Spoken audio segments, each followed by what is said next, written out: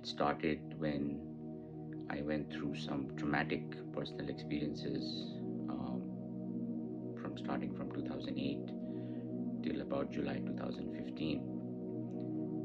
And the real big one was when what I believed to be my center, which was my family, that was broken all of a sudden without any intimation or any inclination whatsoever. So when that was broken, the idea that this was my center made me look or seek for answers as to if this is not my center, then what is my center? What is my true home? And I could not find any answers. I tried therapy. I tried transcendental meditation. I had never meditated before that. I had no belief in spirituality before that. I did not have any understanding of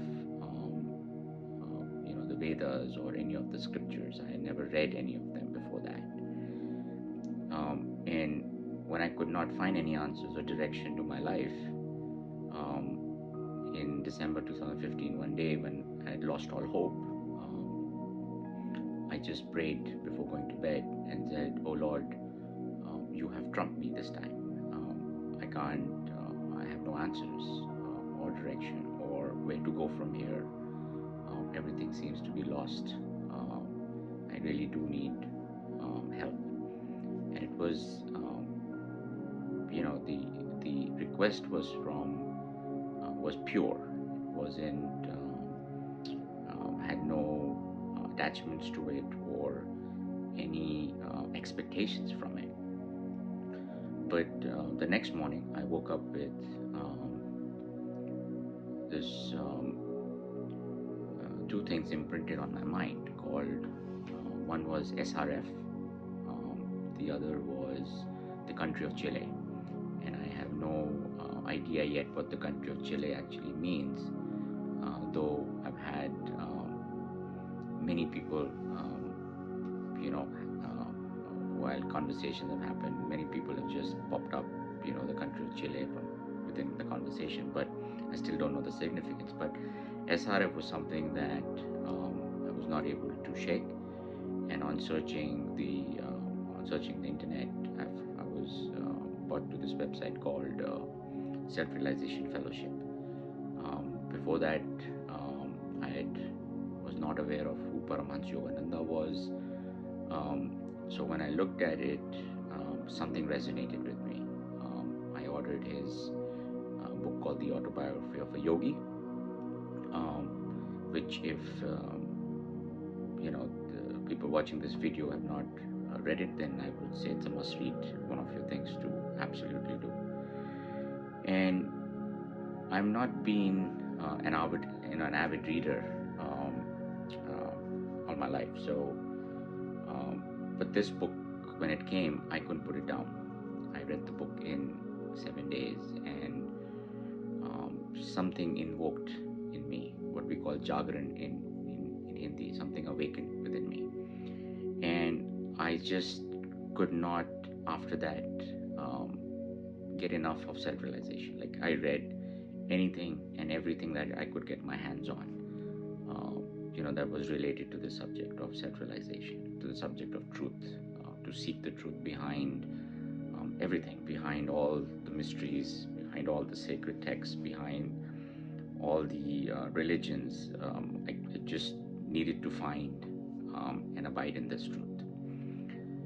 So this went on for 3 years. I read every single thing that came to me that I could get my hands on, and then I got inducted in what Paramahansa Yogananda had left behind. Post that was home lessons, because he felt that not every seeker would actually be able to come to the ashram either in India or in LA. So they have home lessons basically to prepare yourself, prepare your body and mind to start, the core message which was wrapped around what Brahman Yogananda and the lineage of gurus had said was Kriya Yoga, which is a form of breath control or pranayama. And I did that since I had never done any meditation in my life before. It took me a lot of time to just even sit for 5 minutes, 7 minutes, just even in silence or do their exercises.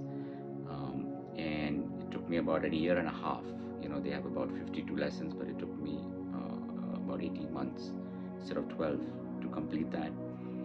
And then I got inducted into the Kriya Yoga, so I became a Kriyaban in 2000 and I think February 2019, and I started doing the Kriya Yoga. Now, Paramahansa Yogananda had always said that yoga is a science, so it is repeatable, it is proven. So the way if you've come one way, from consciousness down to physical matter, so consciousness to energy to physical matter, then you can take steps back from matter to energy to consciousness and beyond.